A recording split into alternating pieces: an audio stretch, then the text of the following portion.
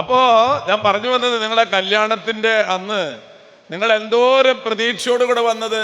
അപ്പൊ നിങ്ങൾ എന്നോട് ചോദിക്കുക അച്ഛൻ പട്ടത്തിന്റെ അന്ന് എങ്ങനെയാ വന്നതെന്ന്. അതെ, അങ്ങനെയാ വന്നത്. എന്നിട്ട് ഇപ്പൊ എന്തായി എന്നോട് തന്നെ എന്നോട് ചോദിക്ക്. അതാണ് കാര്യം. നിങ്ങൾ കല്യാണത്തിന്റെ അന്ന് വന്നിട്ട് എന്തോരം പ്രതീക്ഷയോടെ വന്നിട്ട് എനിക്ക് അങ്ങനെ വേണം, ഇങ്ങനെ വേണം, അത് വേണം, ഇത് വേണം, ഇപ്പൊ ഏത് വേണം. അന്ന് ചിരിച്ചിരിച്ചിരിച്ചിരി നിങ്ങള് അന്ന് രാത്രി കിടന്നുറങ്ങുമ്പോ എൻ്റെ അമ്മോ ഓരോ ഫോട്ടോ എടുക്കുമ്പോഴും സ്മൈൽ സ്മൈൽ. അത് കഴിഞ്ഞിട്ട് നിങ്ങള് ആദ്യം കല്യാണം കഴിഞ്ഞ് ഇടയ്ക്കിടയ്ക്ക് ഫോൺ വിളിക്കും ഒരാളോട്. ആയിടാ എന്തുട്ട് നീ കൊണ്ടാടാ എന്തുട്ട് ആൽബം. അത് കാണാനാണ് പിന്നെ നിങ്ങളുടെ നെക്സ്റ്റ്. കാരണം അന്ന് ചിരിച്ചതൊക്കെ കാണണ്ടേ. എന്നിട്ട് ആൽബം കിട് കൊണ്ടുവരുമ്പോ നിങ്ങളുടെ ഒരു നോട്ടം ഉണ്ടായില്ലെങ്കിൽ ഓരോ പേജും മറിച്ചിട്ട് അപ്പോ ഒരു ക്യാമറ ഉണ്ടെങ്കിൽ നന്നായേനെ. അത് കാണുമ്പോ കാണുമ്പോഴുള്ള സന്തോഷം, ഞാൻ തന്നെ ചിരിച്ചത് കാണുമ്പോഴുള്ള ഒരു സന്തോഷം, അങ്ങനെ മറിച്ച് ഇങ്ങനെ നോക്കും. ഒരു പ്രാവശ്യം നോക്കിയിട്ട് വീണ്ടും. ഞാൻ ചോദിക്കട്ടെ, നിങ്ങൾ ഈ ഫോട്ടോ നോക്കുമ്പോ ആരെയാ നോക്കണേ? അല്ല ആരെയാ? എന്നെ. അതില് കുറെ ആൾക്കാരുണ്ടാവും, അതൊന്നും എനിക്ക് കാണേണ്ട ആവശ്യമില്ല. എനിക്ക് എന്നെയാണ് കണ്ടത്. നിങ്ങൾ നോക്കുമ്പോ നിങ്ങളുടെ ഭർത്താവിന് രണ്ടാമത് നോക്കണല്ലോ. ഞാനെങ്ങനെയുണ്ട്.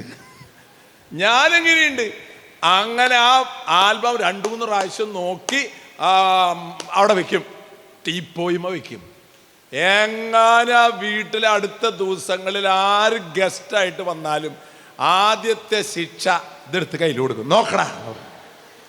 അപ്പൊ അയാൾ 2 മറിച്ച് ഫുള്ള് നോക്ക്, മുഴുവൻ നോക്കാൻ. അപ്പൊ അവൻ ഇങ്ങനെ മറയ്ക്കും. അവൻ ആരെയാ നോക്കണേ? അവൻ നോക്കണത് ഞാനെവിടെ?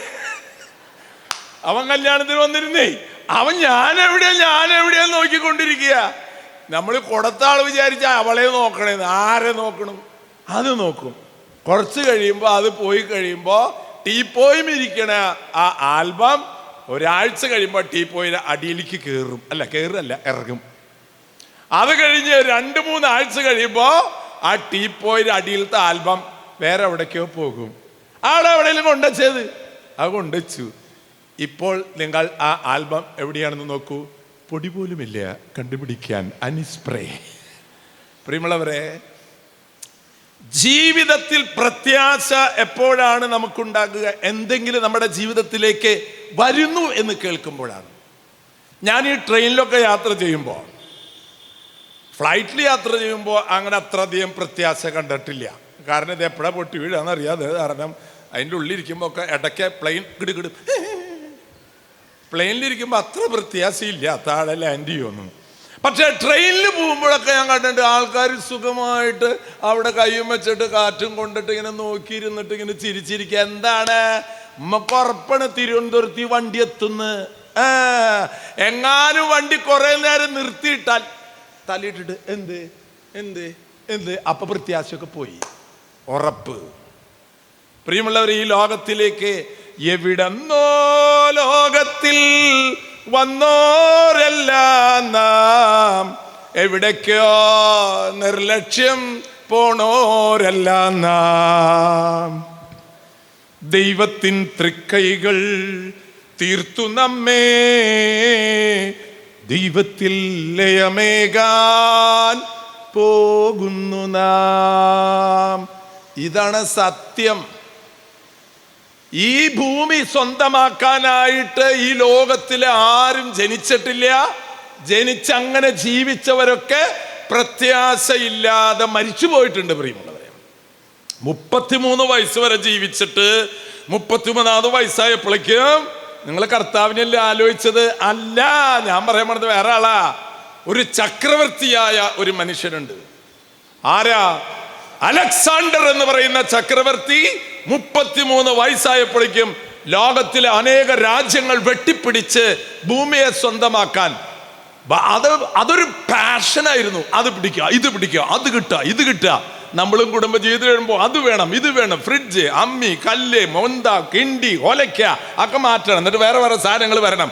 ഇത് കിട്ടണം കിട്ടണം കിട്ടണം. അങ്ങനെ നടന്ന ഒരാളാണ് അലക്സാണ്ടർ ദ ഗ്രേറ്റ് ചക്രവർത്തി. ഇന്ത്യ വരെ എത്തിയപ്പോഴേക്കും അങ്ങോരുടെ ഗ്യാസ് പോവാറായി. നമ്മുടെയൊക്കെ പോവല്ലോ. അവിടെ വെച്ച് താൻ മരിക്കും എന്ന് വന്നപ്പോ എവിടെ പോയിടാ തന്റെ പ്രത്യാശ? ഡേവിസ് ചെർമലച്ച ഇവിടെ നിന്ന് പ്രസംഗിക്കണില്ലേ? പോണ വഴിക്ക് ഹാർട്ട് അറ്റാക്കിൽ മരിക്കേണ്ടി വന്നാൽ പ്രത്യാശ ഉണ്ടോ? ഇല്ലെങ്കിൽ താൻ ഈ പ്രസംഗിക്കുന്നത് മണ്ടത്തരം. നീ എവിടെ പ്രത്യാശ വെച്ചിരിക്കുന്നു? നീ മനുഷ്യരിലാണോ, മനുഷ്യന്റെ വാക്കുകളിലാണോ, നിന്റെ കഴിവിലാണോ, നിന്റെ അധികാരത്തിലാണോ, നിന്റെ സമ്പത്തിലാണോ, ഈ ശരീരത്തിന്റെ സുഖത്തിലാണോ പ്രത്യാശ വെച്ചിരുന്നെങ്കിൽ നീ മണ്ടനായിത്തീരും. മണ്ടനായിത്തീരും. കാരണം ഇതൊക്കെ പോടോ. എത്ര അച്ഛന്മാര് കിടക്കണത് എനിക്കറിയാം. വയ്യാണ്ട് കിടക്കുന്നവര്, കിഡ്നി പോയവര്, ഹാർട്ട് പോയവര്, സിസ്റ്റേഴ്സ്, എത്ര പേര് രോഗമായിട്ട് കിടക്കുന്നു. രോഗം വരുമ്പോ പ്രത്യാശ നിന്റെ പോകുന്നുണ്ടെങ്കിൽ നീ പ്രത്യാശ വെച്ചത് നിന്റെ ശരീരത്തിന്റെ ആരോഗ്യത്തിലാണ്. നിന്റെ ജീവിതത്തിലെ സുഖങ്ങൾ ഇല്ലാണ്ടാകുമ്പോൾ നീ നിന്റെ പ്രത്യാശ പോകുന്നെങ്കിൽ നീ വിചാരിച്ചത് ഈ ലോകത്തിൽ എത്ര കാലം ഭൂമിയിൽ സൂഹിക്കാൻ പറ്റും? പ്രിയമുള്ളവരെ, 33 വയസ്സായപ്പോൾ താൻ മരിക്കാറാണ് ആയി എന്നറിഞ്ഞപ്പോൾ ഈ മനുഷ്യൻ തൻ്റെ ജീവിതത്തിൽ വെട്ടിപ്പിടിച്ചതിന് ഓർത്തിട്ട് കരയാണ് ചെയ്തത്. ഈ ഭൂമിയിൽ കരഞ്ഞിട്ടാ വന്നത്. പോകുമ്പോൾ ചിരിച്ചിട്ട് പോകണം മാതാപിതാക്കളെ. പോകണമെങ്കിൽ ചിരിച്ചിട്ട് പോകണമെങ്കിൽ പോകുന്നിടത്ത് എന്തോ ഉണ്ട് എന്നുള്ള ബോധ്യം ഉണ്ടാകണം. അല്ലെങ്കിൽ കരഞ്ഞിട്ട് ജനിച്ചു, കരഞ്ഞിട്ട് മരിച്ചു. കരഞ്ഞിട്ട് മരിച്ചിട്ടില്ല യേശു ക്രിസ്തു, ചിരിച്ചിട്ടാണ് മരിച്ചത്. പിതാവേ, എന്തൊക്കെ ചെയ്യുന്നുണ്ട്, പോട്ടെ, അവരൊന്നും ശിക്ഷിക്കരുത് കേട്ടാ. നീ വിഷമിക്കണ്ട, നീ എൻ്റെ കൂടെ പോന്നോട്ടാ. എവിടേക്ക്? ഗൾഫിലേക്കല്ല, എൻ്റെ കൂടെ പർദീസയിലേക്ക് നീ പോന്നോട്ടെ. എത്ര ഹാപ്പി ആയിട്ടാ പറഞ്ഞത്. ഞാൻ ഭയങ്കര കഷ്ടം. കർത്താവേ, എന്നെ കൂടെ എന്തുട്ട് ഓർക്കാണ്ട്. ഞാനാകെ കഷ്ടപ്പെട്ട് കിടക്കുമ്പോൾ നിന്നെ ഞാനെങ്ങനെ ഓർക്കണേ? അല്ല, എന്നെ എല്ലാവരും ഉപേക്ഷിച്ചു. എന്നോട് ഈ കാര്യങ്ങളൊന്നും പറയണ്ടേ. നമ്മളെല്ലാം ആകെ നെഞ്ചത്ത് കുത്ത് കിട്ടിയിട്ടാണ് കിടക്കണത്. ആ നേരത്താണ് നീ ഓരോന്ന് പറയാൻ നിൽക്കണേ. കർത്താവ് എന്താ പറഞ്ഞത്?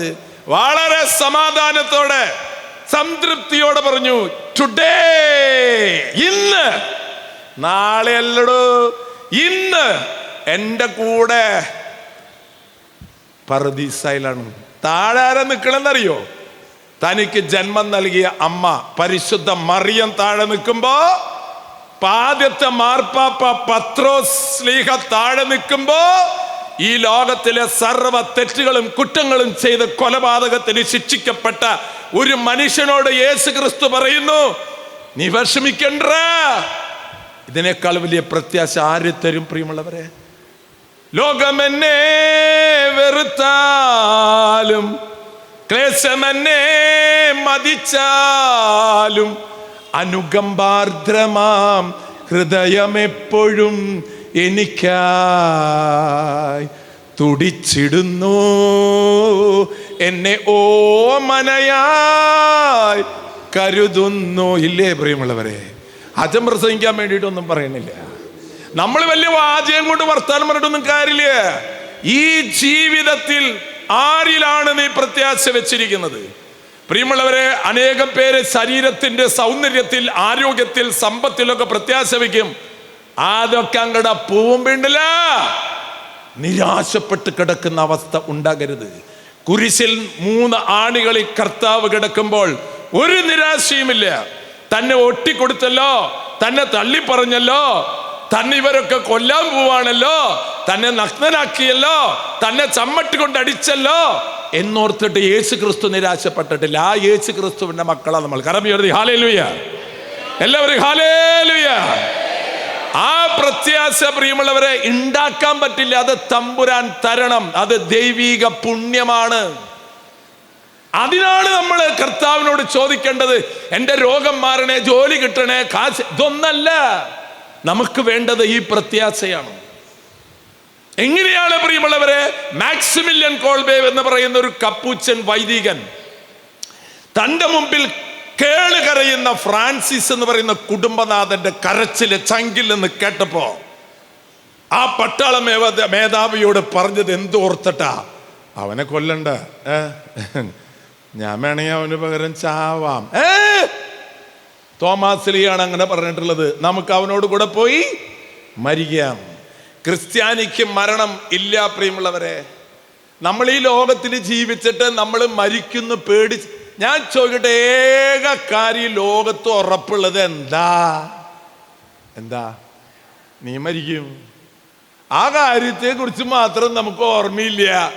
ഇതാണ് നീ എപ്പോഴും ഓർക്കേണ്ടത്. യേശു ക്രിസ്തു ഈ ലോകത്തിലേക്ക് കടന്നു വന്നൊരു യാത്രയാണ് ഈ ഭൂമി നമ്മുടെ ഇടയിലേക്ക്. പ്രിയമുള്ളവരെ, ഞാൻ എന്തിനാ ട്രെയിനിന്റെ കാര്യം പറഞ്ഞത്? ട്രെയിനിൽ യാത്ര ചെയ്യുമ്പോൾ നമുക്കറിയാം, സ്വസ്ഥമായിട്ടിരിക്കുക. അടുത്ത സ്റ്റേഷൻ അത് കൊല്ലായില്ലേ? കൊല്ലാറായി. ഇനി അടുത്തേതാ? അടുത്തത് ഇപ്പൊ തിരുവനന്തപുരത്ത് എത്തും. എത്തൂലേ? എന്നാ അവിടെ ഇരിക്കുക, ഒരു ചായ എടുക്കട്ടെ. ഒരു ചായ എന്താവല്ല 20 രൂപ കൈ പിടിച്ചോ. അപ്പൊ എവിടേക്കാ? തിരുവനന്തപുരത്തേക്ക്. എവിടേക്ക്? തിരുവനന്തപുരത്തേക്ക്. ആണോ? തിരുവനന്തപുരത്തേക്കാണ്. നീ എവിടേക്കാ പോണേ? പ്രിയമുള്ളവരെ, ഇതാണ് നമ്മുടെ ജീവിതത്തിൽ ഇല്ലാതെ പോയിട്ടുള്ളത്. യാത്ര ഒരിക്കലും അവസാനിക്കാത്ത യാത്ര. പ്രിയമുള്ള, സിമത്തേരിൽ അവസാനിക്കാൻ ആൾക്കാരല്ല നമ്മള്. അങ്ങനെയാണ് പിന്നെ എന്തിനാ നിങ്ങൾ കുർബാനയിൽ പങ്കെടുക്കുന്നത്? ഉയർത്തെഴുന്നേറ്റ ക്രിസ്തുവിന്റെ പക്കലേക്കുള്ള യാത്രാമധ്യേ ഒരു കുടുംബമാക്കി നിങ്ങളെ ആക്കിയെന്ന് മാത്രമല്ലോ. കുടുംബമൊന്നും നിങ്ങളുടെ കൂടെ വരില്ല. ഇവിടെ ഇട്ടിട്ട് പോകണം. കാള കിടക്കും, അയ്യോ ആ കയറോടും. നമ്മളൊക്കെ പോകും. നാം പോകുമ്പോൾ പോകുന്നേ ഞാനൻ, അറിയാ പാട്ട്? പോകുന്നേ ഞാനൻ എൻ ഗേഹം തേടി തേടി തേടി ദൈവത്തോടൊത്തുറങ്ങിടാൻ. എത്തുന്നേ ഞാനൻ നാഥന്റെ ചാരെ പിറ്റേന്നൊപ്പമുണർന്നിടാൻ. കരയുന്നോ നിങ്ങൾ? കരയുന്നോ നിങ്ങൾ? എന്തിനായി ഞാനൻ സ്വന്ത ദേശത്ത് പോകുമ്പോൾ? എന്തിനാടോ കരയണേ? കഴിയുന്നു ഈ യാത്ര ഇത്ര നാൾ കാത്ത ഭവനത്തിൽ ഞാനും ചെന്നിതാ. ഇതാണ് പ്രിയമുള്ളവരെ, ഇതാണ് ജീവിതം. ഈ ഭൂമിയിൽ കാണുന്നതെല്ലാം മായയാണെന്ന് പറഞ്ഞൊരാളറിയോ നിങ്ങൾക്ക്? ആരാ? സോളമൻ. വിജ്ഞാനിയായ മനുഷ്യൻ.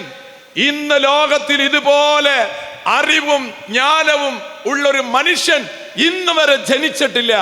ആ മനുഷ്യൻ പറഞ്ഞു, ഡോ മനുഷ്യ, ഇതൊക്കെ മായാടോ.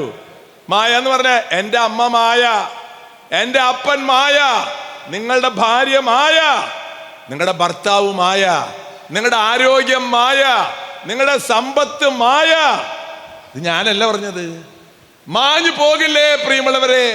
അസ്തമിക്കാത്ത സ്നേഹം. അതാരുടെ അസ്തമിക്കാത്ത സ്നേഹം? ഭർത്താവിന്റെ സ്നേഹം കുറച്ച് കഴിയുമ്പോൾ അസ്തമിക്കും. ഇങ്ങനെയുണ്ട്, ഒക്കെ അസ്തമിച്ചു. ഭാര്യയുടെ സ്നേഹം അസ്തമിക്കും. മക്കളുടെ സ്നേഹം പെട്ടെന്ന് അസ്തമിക്കും. നമുക്ക് ആരോഗ്യമില്ല, വയ്യാണ്ട് ഇങ്ങനെ കെടുക്കുമ്പോഴേ നമ്മുടെ മക്കളൊക്കെ അടുത്ത് വന്നിട്ട് ഇതിങ്ങനെ നോക്കും. അപ്പൊ നമ്മൾ മക്കളുടെ മുഖത്തേക്ക് നോക്കും. അപ്പൊ മക്കള് നമ്മളെ കിടക്കണ മുഖത്ത് എന്തേ? അപ്പോഴാണ് നമ്മളും അറിയുക, അത് ശരി, ഇതൊക്കെ പോലെ. സഹോദര സഹോദരി, നിനക്കറിയാവുന്ന സത്യമല്ലേ അത്? യേശു ക്രിസ്തു ശിഷ്യന്മാരോട് ഇടയ്ക്കിടയ്ക്ക് പറയും, ഞാൻ എൻ്റെ പിതാവിൻ്റെ പക്കൽ നിന്ന് വരുന്നു. പറയേ, ഞാൻ എൻ്റെ പിതാവിൻ്റെ പക്കലേക്ക് പോകുന്നു. ഞാൻ പോകുന്നത് നിങ്ങൾക്ക് സ്ഥലം ഒരുക്കാൻ. ഞാൻ വരും നിങ്ങളെ കൂട്ടിക്കൊണ്ടുപോകാൻ. ഇത് വിശ്വസിക്കണ്ട? അല്ല, ഇത് വിശ്വസിക്കണ്ട? ഒന്നാട്ട് തല. മനസ്സിലായ? ഇത് വിശ്വസിക്കുന്നതിന്റെ പേരാണ് ക്രിസ്ത്യാനി.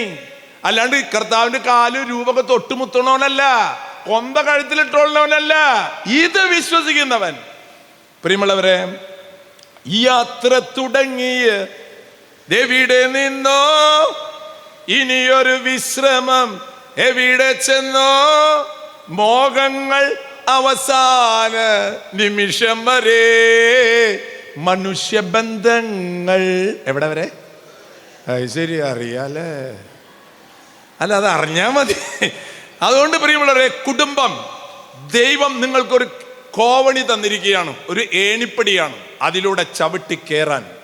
അല്ലാതെ കുടുംബം ഇവിടെ ഈ ഭൂമിയിലെ സ്വർഗം, പക്ഷേ ആ സ്വർഗമാകുന്ന ഏണിപ്പടിയിൽ ചവിട്ടി കർത്താവിൻ്റെ പക്കലെത്താനാണ് വിശുദ്ധ കൊച്ചു ത്രേസ്യയുടെ മാതാപിതാക്കൾ പഠിപ്പിച്ചത്. മക്കളെ കുറെ എണ്ണം കിട്ടിയപ്പോൾ ഒരെണ്ണത്തിന് ഓസ്ട്രേലിയയിലേക്കും ഒരെണ്ണത്തിന് അമേരിക്കയിലേക്കും, ഒരെണ്ണം ഡോക്ടറും ഒരെണ്ണത്തിന് എഞ്ചിനീയറും, അതൊക്കെ കഴിയുമ്പോൾ നമുക്കൊക്കെ കാശൊക്കെ സൗകര്യമൊക്കെ ഉണ്ടായിട്ടങ്ങനെ കഴിയാന്. എല്ലാ ദിവസവും ആ അപ്പൻ അമ്മീൻ കാലത്തെഴുന്നേറ്റാൽ പിള്ളേർക്ക് നിരയായി പള്ളിയിലേക്കാണ് പോവുക. കൊച്ചു ലിസി എന്ന് പറഞ്ഞ ലിസിയിലൊന്ന് പൊക്കോ, ഞാൻ പോയിണ്ട്. ആ വീട് എവിടെയുണ്ട്? കൊച്ചു ത്രേസ്യയുടെ അപ്പനമ്മയുണ്ടല്ല, കോടീശ്വരന്മാരായിരുന്നു, സർവസമ്പത്തുള്ള മനുഷ്യരായിരുന്നു. അന്ന് കാലത്ത് അങ്ങനെ ഒരു വീട്. എന്നിട്ടും സമ്പത്ത് ഉണ്ടാവുമ്പോൾ നമ്മുടെ സ്വഭാവം മാറും പലപ്പോഴും. കാശുണ്ടല്ലോ, അപ്പൊ പിന്നെ പള്ളിയൊന്നും പോയി കുഴപ്പമില്ല, എല്ലാ കാര്യങ്ങളും തികഞ്ഞല്ലോ. അങ്ങനെ വളർത്തിയ മാതാപിതാക്കൾ, അതിലെല്ലാ കുഞ്ഞുങ്ങളും സന്യാസ ജീവിതം. സിസ്റ്റേഴ്സ്, അതിലെ ഒരു കുഞ്ഞ് വിശുദ്ധ കൊച്ചു ത്രേസ്യ. ആ കുഞ്ഞുങ്ങളെ വളർത്തിയ മാതാപിതാക്കൾ ഇന്ന് വിശുദ്ധർ, തമ്പുരാന്റെ സന്നിധിയിൽ. എന്തോറും വലിയ ഉത്തരവാദിത്വം. ഇപ്പൊ ഞാനിതൊക്കെ പറയുമ്പോൾ നിങ്ങൾ എന്നെ മുഖത്ത് നോക്കിയിട്ട് വെറുതെ ആവശ്യമില്ലാണ്ട് അച്ഛൻ കൊതിപ്പിക്കാൻ നിൽക്കുക. കൊതിപ്പിക്കില്ല അച്ഛാ, സ്കൂളൊക്കെ പൂട്ടിയിട്ടിരിക്കുന്ന ആൾക്കാരാണ് ഞങ്ങൾ. ഇനി എന്തുകൊണ്ട് കുട്ടികളെ വളർത്തല് പരിപാടികളെല്ലാം കഴിഞ്ഞു. അതേ മാതാപിതാക്കളെ മക്കളോട് പറഞ്ഞു കൊടുക്കണം. ഈ ലോക ജീവിതം കാനാൻ ദേശത്തേക്ക് നമ്മുടെ ഇസ്രായേൽ ജനം പോയില്ലേ പ്രിയമുള്ളവരെ? എന്തായിരുന്നു അവരുടെ പ്രതീക്ഷ? മോശ പറഞ്ഞു, ദാ ദൈവമായ കർത്താവിന്റെ അരുളപ്പാട്, എഴുന്നേറ്റോളൂ. അല്ല, ഈ ഫറവോ, എടാ ദൈവമാണ് എന്നോട് സംസാരിച്ചത്, എഴുന്നേൽക്ക, ഓടിക്ക. ചടപട ചടപട ചടപടയെന്ന് ഓടുകയാണ്. മരുഭൂമിയാണ്, അതൊന്നും നോക്കണ്ട. കഷ്ടപ്പാടിൻ കാലങ്ങളിൽ രക്ഷിക്കുന്ന സ്നേഹം അങ്ങടെ ഓർത്തിട്ട് അങ്ങടെ ഓട. ഓടി കഴിഞ്ഞപ്പോ ദേ ഒരു കടല്, വലിയ കടല്, ചെങ്കടല്. എൻ്റെ അമ്മ, എൻ്റെ മോശേ വളരെ മോശമായിട്ടോ ഇവിടെ ഞങ്ങളെ കൊണ്ടുവന്നു. എന്താ പ്രശ്നം? അങ്ങോട്ട് കടക്കാൻ പറ്റണ്ടേ? പ്രതീക്ഷ കൈവടിയരുത്. ദൈവമേ ഞാൻ എന്ത് ചെയ്യണം? ആ വടി അങ്ങോട്ട് നീട്ടറ മോനെ.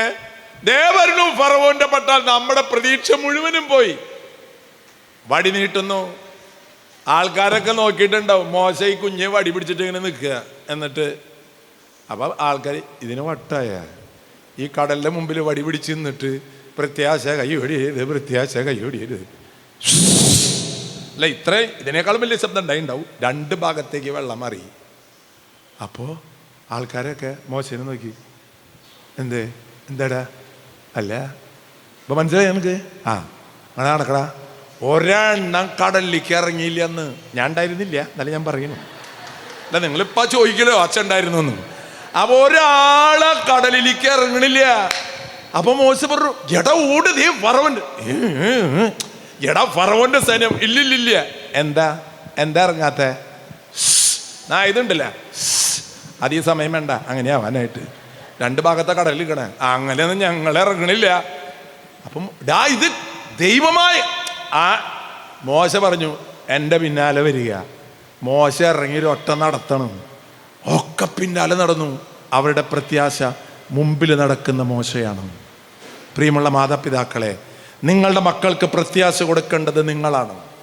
ചെങ്കടലിന്റെ നടുവിലൂടെ മറ്റു പറഞ്ഞില്ലേ, എന്താ പറഞ്ഞിട്ടുള്ളത്? വടിവാളിൻ്റെയും മറ്റേൻ്റെ ഇടയിൽ കൂടെ ഞാൻ നടന്നു എന്നൊക്കെ എന്തോ ആരോ പറഞ്ഞിട്ടുണ്ട്. മറ്റേ ഇതിൻ്റെ ഇടയിൽ കൂടെ ഞാൻ ഇങ്ങനെ ധൈര്യമായിട്ട് നടന്നു എന്നൊക്കെ. അതുപോലെ ഇവിടെ കടലിന്റെ നടുവിൽ കൂടെ നടക്കുന്ന മോശയുടെ പിന്നാലെ എല്ലാ ജനങ്ങളും നടക്കണം. കുറച്ച് നടന്നു കഴിഞ്ഞപ്പോൾ ഉഷറായിട്ട് ആൾക്കാരൊക്കെ പേടിക്ക് പോയി. അവർ ഈ വെള്ളം ഇങ്ങനെ ഒരു സൈഡിൽ നിൽക്കല്ലേ, അത് നമുക്കൊന്ന് തൊടുക. എങ്ങനെയുണ്ട്? രണ്ട് സൈഡ് കടൽ പോലെ നിൽക്കണേ. മോശ പറഞ്ഞതേ കളിക്കാനുള്ള നേരം ഇങ്ങോട്ട് ഓടുകയാണ്. എല്ലാവരും ഓടി അങ്ങോട്ട് കയറി. അപ്പോഴേക്കും ഫറവോന്റെ സൈന്യം വന്നിട്ടും അവരിങ്ങനെ കുറെ നേരം പകച്ചു നിന്നു. ഇതെന്തുട്ടി കാണുന്നത്? കടലിൽ രണ്ടായിട്ട് നിൽക്കുകയാണല്ലോ. അപ്പോ ഫറവോ പറഞ്ഞു, ഇറങ്ങ്, അവരെ പിടിക്ക്. അപ്പൊ ഈ കുതിരയൊക്കെ കുതിരനെ അടിച്ച് കേട്ടറ. കടലിന്റെ നടുവിലേക്ക് കേൾക്കുമ്പോ എല്ലാവർക്കും പേടിയുണ്ടില്ല.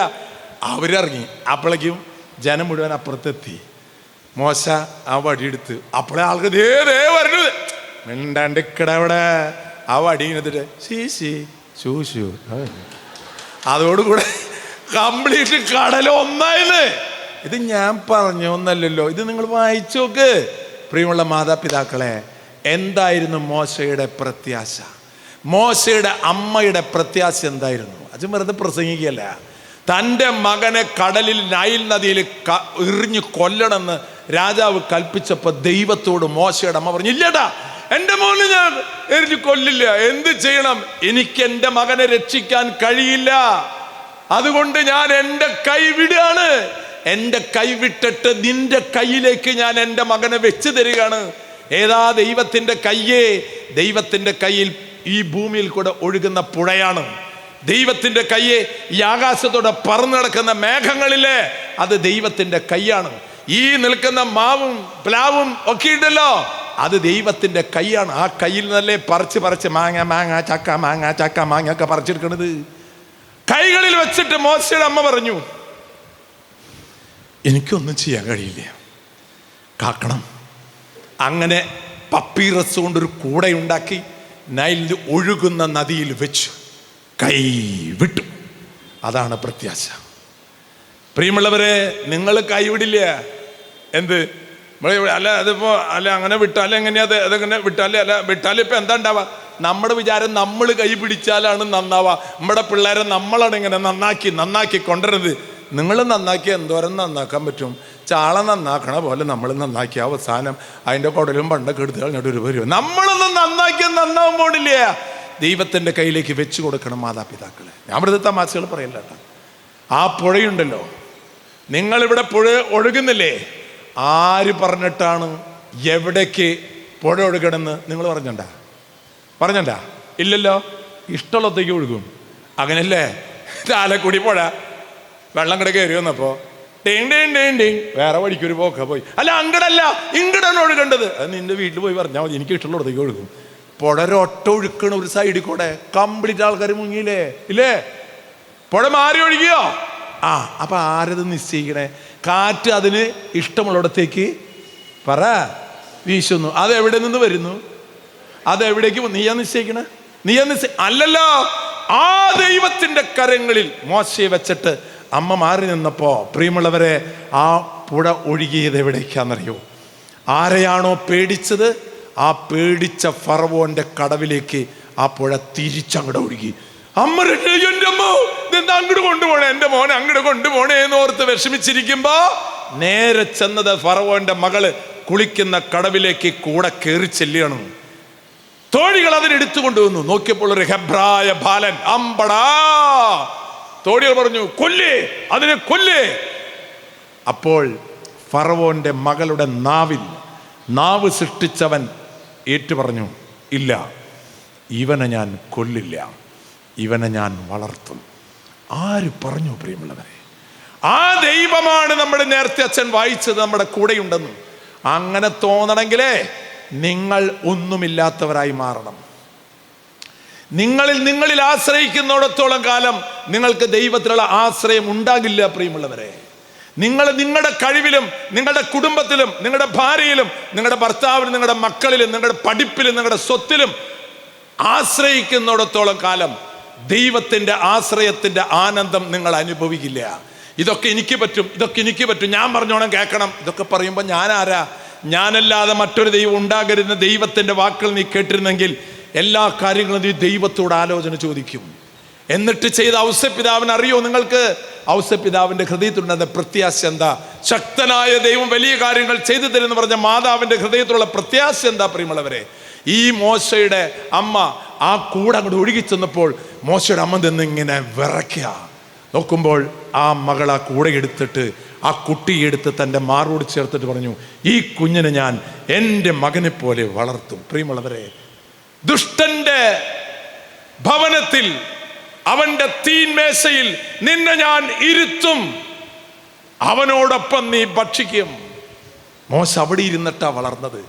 പ്രിയമുള്ളവരെ, ഇന്ന് നിങ്ങൾ പ്രത്യാശയുടെ തീർത്ഥാടകരായിട്ട് പരിശുദ്ധ പിതാവ് നമ്മളോട് പറഞ്ഞിട്ട്, പിതാവ് എന്താണെന്ന് പറഞ്ഞത്? ആശുപത്രി പോകുമ്പോൾ ഞാൻ എൻ്റെ വീട്ടിലേക്ക് മടങ്ങിപ്പോവുകയാണ് എന്നാ മാർപ്പാപ്പ പറഞ്ഞത്.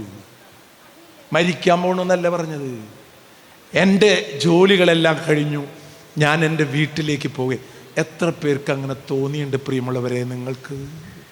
ഇത് നമ്മുടെ വളർന്നു വരുന്ന മക്കൾക്ക് വല്ലതും തോന്നിയിട്ടുണ്ടോ? ഇത് കുറേ കാലത്ത് കുറേ സുഖിക്കും, കുറേ അത് ഇതൊക്കെ പറയും, അവസാനം വയ്യാണ്ടായിട്ട് മറ്റേ ഇവിടെയൊക്കെ നിങ്ങൾ കണ്ടിട്ടുണ്ടാ? പാലക്കാട് ഓടണ ഓട്ടോറിക്ഷ കണ്ടിട്ടുണ്ടോ? എൻ്റെ അമ്മ ഓട്ടോറിക്ഷയൊക്കെ ഈ ഷോറൂമിൽ നിന്ന് ഇറങ്ങുമ്പോൾ കറുത്ത ബർമുടയും മഞ്ഞ ടീഷർട്ട് ഇട്ടിട്ട് ഈ ഓട്ടോറിക്ഷ ഒരു വരവ് വരും.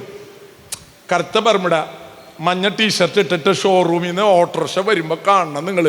അതും ഇങ്ങനെ ഓരോ ചരടുകളൊക്കെ കൂട്ടി കെട്ടിയിട്ടിട്ട് ലൈറ്റൊക്കെ വെച്ചിട്ട് കണ്ടു കഴിഞ്ഞാൽ ആരും നോക്കും. ആരെ? ഓട്ടോറിക്ഷനെ. അത്ര ഗമ്യല്ലേ, നല്ല സൗന്ദര്യല്ലേ, കണ്ട ആരും നോക്കും. ആരെ? ഓട്ടോറിക്ഷനെ. അതിന് നോക്ക മാത്രല്ല, അവൻ പേര് കേട്ടാൽ നമ്മൾ വീണു പോകും. എന്താ ഷോറൂമിൽ നിന്ന് ഇറങ്ങണ കറുത്ത ബർമടി മഞ്ഞ ടീഷർട്ടുള്ള ഓട്ടോറിക്ഷയുടെ പേര്? എൻ്റെ കല്യാണിക്കുട്ടിക്ക്. ഔ, ഇതാ കേക്ക്. ആ കല്യാണിക്കുട്ടി വരൂ. അങ്ങനെ കല്യാണിക്കുട്ടി, എൻ്റെ കല്യാണിക്കുട്ടിയുടെ ഓട്ടോറിക്ഷയിൽ കയറിയിട്ടാണ് ആൾക്കാർക്ക് നല്ല നല്ല ഓട്ടോറിക്ഷയല്ലേ, എന്ത് കാണാൻ നല്ല ചന്തം. അതിൻ്റെ ഉള്ളിൽ ചില ഫാനൊക്കെ പിടിപ്പിച്ചിട്ടുണ്ട് ചിലർക്ക്, നല്ല സീറ്റ്, നല്ല ലൈറ്റ്. ഇങ്ങനെ ഇരിക്കുമ്പോൾ നമ്മൾ പച്ചമഞ്ഞ മഞ്ഞ മഞ്ഞ പച്ചമഞ്ഞ പച്ചമഞ്ഞ ലൈറ്റുകളൊക്കെ എത്തി. ആകെ എന്ത് ചെത്ത് ഓട്ടോറിക്ഷ. 18 പൈസ ഓട്ടോറിക്ഷയ്ക്ക്. അപ്പോൾ അത് കഴിഞ്ഞിട്ട് ഈ ഓട്ടോറിക്ഷ അങ്ങോട്ട് ഓടിയിട്ട് 3-4 കിട്ടി. ഒരു എൻജിൻ പണി, ഒരു ഓയിൽ ലീക്ക്, അവസാനം 4-5 പാച്ച് വർക്കൊക്കെ കഴിയും. ആരുടെ? ഓട്ടോറിക്ഷയുടെ. എന്നിട്ട് വർക്ക്ഷോപ്പിൽ അങ്ങോട്ട് കയറ്റും. എന്നിട്ട് ഹോസ്പിറ്റലല്ല മറ്റേ വർക്ക്ഷോപ്പിൽ അങ്ങോട്ട് കയറ്റിയിട്ട് 3-4 ഇലക്ട്രീഷ്യന്മാര്, പാച്ച് വർക്കുകാര്, പിന്നെ ഓയിൽ, അങ്ങനെയുള്ള ആൾക്കാരൊക്കെ വന്ന് കയറി ഇഞ്ചക്ഷൻ തരിക, ഗ്ലൂക്കോസ് അല്ല, ഈ മറ്റേ വർക്ക്ഷോപ്പിലെ ഇതൊക്കെ കേട്ടി ഒരു 2-3 മാസം എടുക്കും ഓട്ടോറിക്ഷനെ ഒന്ന്. രണ്ടാമതൊന്ന് എൻജിൻ പണി, എൻജിനൊക്കെ ഇങ്ങനെ ഗ്രൈൻഡൊക്കെ ചെയ്ത് ശരിയാക്കി എടുക്കണം. അതൊക്കെ ചെയ്ത് ബൈപ്പാസ് അല്ല മറ്റേ ഇതൊക്കെ, അതൊക്കെ കഴിഞ്ഞ് ഈ ഓട്ടോറിക്ഷനെ അങ്ങോട്ട് വർക്ക്ഷോപ്പിൽ നിന്ന് ഇങ്ങോട്ട് ഇറക്കിക്കൊണ്ടിരുമ്പോ കാണണം മോനെ പണ്ടത്തെ അതേ ലുക്ക്, കറുത്ത ബർമുഡ, മഞ്ഞ ടീഷർട്ട്, ലൈറ്റ്, അതേപോലെ അത് ഡിറ്റോ അതേപോലെ ഷോറൂമിൽ നിന്ന് ഇറങ്ങിയ പോലെയാണ് ഹോസ്പിറ്റലിൽ നിന്നല്ല എപ്പോഴും എനിക്ക് അങ്ങനെ പറയാൻ തോന്നാ. വർക്ക്ഷോപ്പിൽ നിന്ന് ഇങ്ങോട്ട് ഇറങ്ങി വരണ കണ്ടു കഴിഞ്ഞാൽ തടിയൊക്കെ വെച്ചു, അല്ല തടിയല്ല മറ്റേ കളറൊക്കെ വെച്ച് നല്ല ഇതിലിങ്ങനെ ഒരു ഓട്ടോറിക്ഷ. പക്ഷെ ഓട്ടോറിക്ഷ ഒക്കെ കറക്റ്റ് ആണെങ്കിലും ഒരു കാര്യം മാറിയിട്ടുണ്ടാവും. എന്താണെന്നറിയോ? ഓട്ടോറിക്ഷയുടെ പേര്. ഓട്ടോറിക്ഷയുടെ ഇപ്പോഴത്തെ പേരെന്നറിയോ? വിശുദ്ധ സെബസ്ത്യാനോസ്. ചെറിയൊരു മാറ്റം. പ്രിയമുള്ളവരെ, ഇപ്പൊ പ്രത്യാശ സെബസ്ത്യാനോസിലായി. മറ്റത് കറുത്ത പരിമിടം, മഞ്ഞ ടീഷർട്ട്, ലൈറ്റ് ഇതൊക്കെ വെച്ച് 18 വയസ്സിലെ.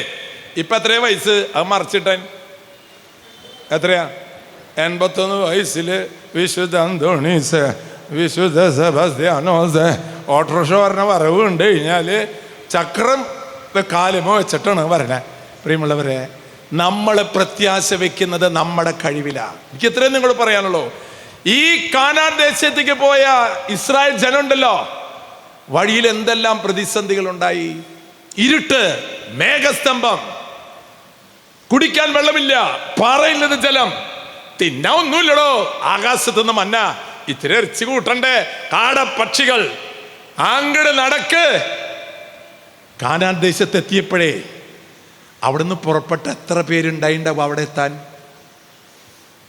എനിക്കറിയില്ല, വല്ലോരും ഉണ്ടായിണ്ടോന്ന്. കാനാൻ ദേശത്തേക്ക് പുറപ്പെട്ടവരിലെ എത്ര പേര് കാനാൻ ദേശത്ത് എത്തി ഈജിപ്തിൽ നിന്ന്?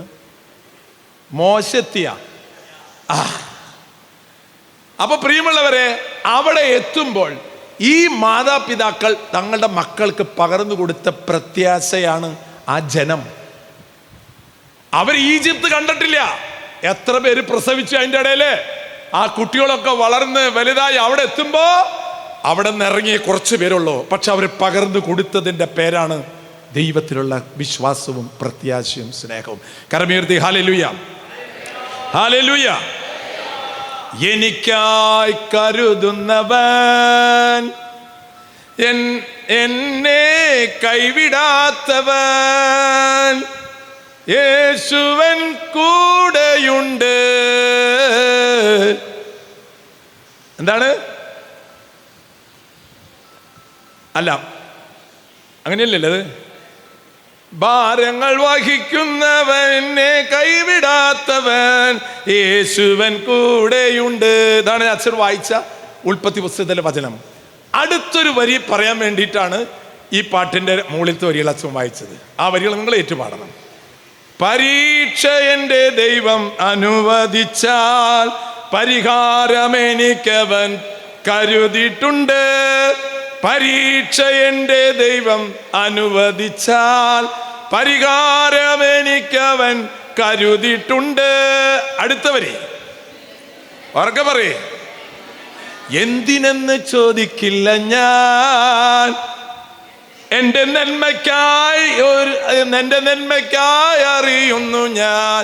എന്തിനെന്ന് ചോദിക്കില്ല ഞാൻ. നമ്മൾ എന്തിനെന്നിങ്ങനെ ചോദിച്ചുകൊണ്ടിരിക്കുക.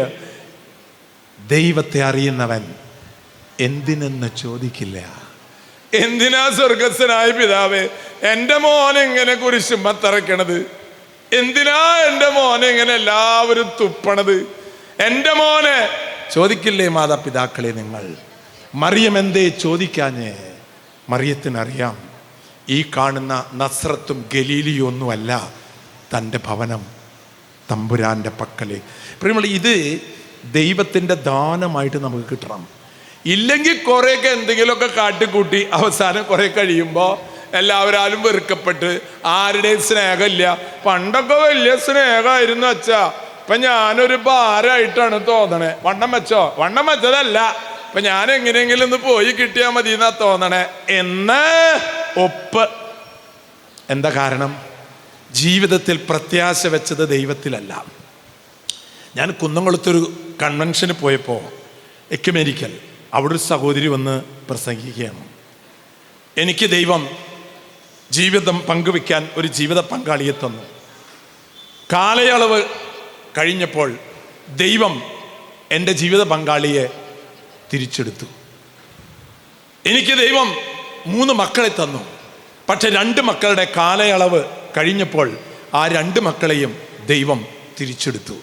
എനിക്കാരോടും വിരോധമില്ല, ദൈവത്തോടുമില്ല, ലോകത്തിൽ ആരോടും എനിക്ക് വിരോധമില്ല. കാരണം എന്തിനെന്ന് ചോദിക്കില്ല ഞാൻ, എൻ്റെ നന്മയ്ക്കായെന്നറിയുന്നു ഞാൻ.